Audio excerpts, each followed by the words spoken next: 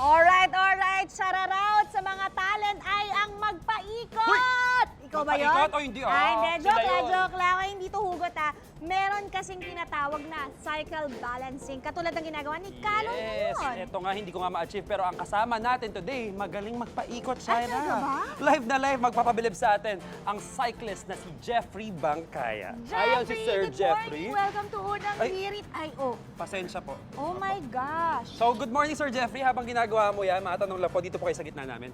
Yes, po. Gaano po ba kahirap itong pagbalancing ginagawa nyo? Not just one, but ang dami.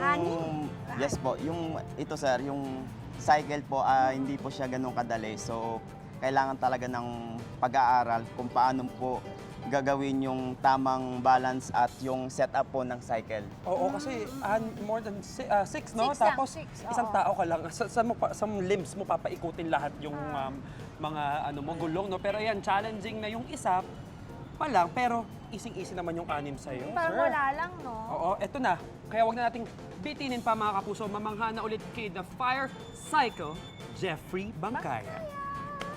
Go ahead, sir. Go, Jeffrey! Ayan na, magpapasiklab na.